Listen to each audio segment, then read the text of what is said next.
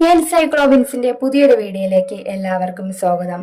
പെൺമക്കളുള്ള എല്ലാ രക്ഷിതാക്കളും തീർച്ചയായും അറിഞ്ഞിരിക്കേണ്ട, അതോടൊപ്പം തന്നെ താല്പര്യമുള്ളവരെല്ലാം ചേർന്നിരിക്കേണ്ട ഒരു ധനസമ്പാദ്യ പദ്ധതിയാണ് സുകന്യ സമൃദ്ധി യോജന.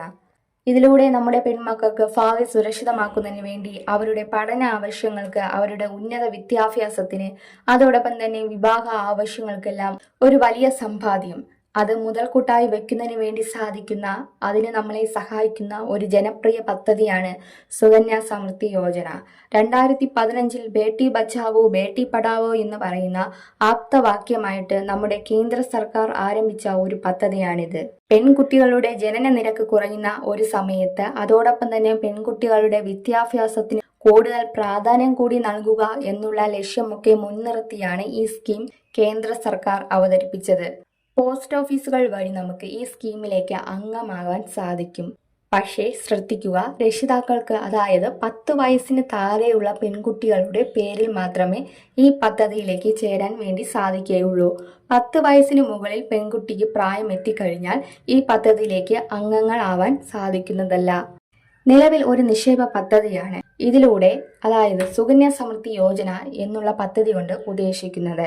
ചെറിയ നിക്ഷേപമായിട്ട്, അതായത് 250 രൂപയാണ് ഒരു വർഷത്തെ ഏറ്റവും കുറഞ്ഞ നിക്ഷേപം എന്നുള്ളത്. അതോടൊപ്പം തന്നെ 50ന്റെ ഗുണിതങ്ങളായിട്ട് നമുക്ക് തുക ഇതിലേക്ക് നിക്ഷേപിക്കുകയും ചെയ്യാം. ഏറ്റവും ഉയർന്ന നിക്ഷേപം ഒരു സാമ്പത്തിക വർഷത്തിൽ 1.5 ലക്ഷം രൂപ വരെയാണ്. 1.5 ലക്ഷം രൂപ വരെയാണ് പരമാവധി നമുക്ക് നിക്ഷേപിക്കാൻ ഒരു വർഷത്തിൽ സാധിക്കുക. 15 വർഷത്തെ നിക്ഷേപം മാത്രമേ നമ്മളിൽ നിന്ന് സർക്കാർ ആവശ്യപ്പെടുന്നുള്ളൂ.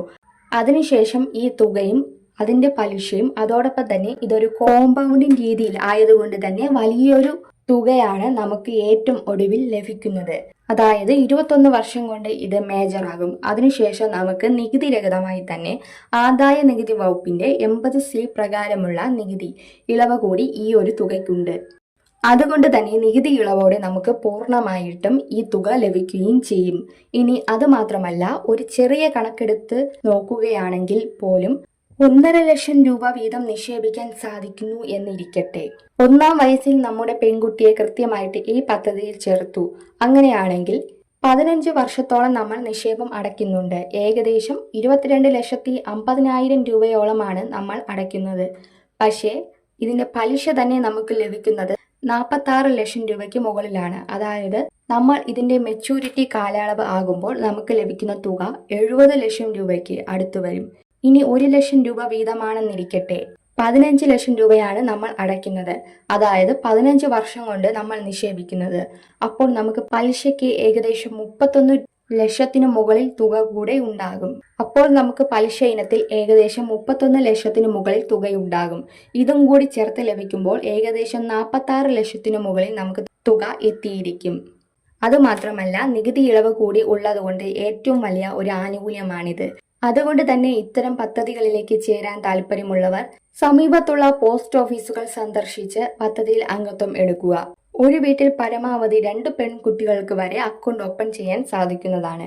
രക്ഷിതാവിന്റെയും പെൺകുട്ടിയുടെയും ഫോട്ടോ ഉൾപ്പെടെയുള്ള കാര്യങ്ങൾ, രക്ഷിതാവിന്റെ ആധാർ, പാൻ കാർഡ് ഡീറ്റെയിൽസ്, കുട്ടിയുടെ ബർത്ത് സർട്ടിഫിക്കറ്റ്, ബാൽ ആധാർ, ഇങ്ങനെയുള്ള പല ഡോക്യുമെന്റുകൾ ഇതിനു വേണ്ടി ആവശ്യത്തിന് വരുന്നുണ്ട്.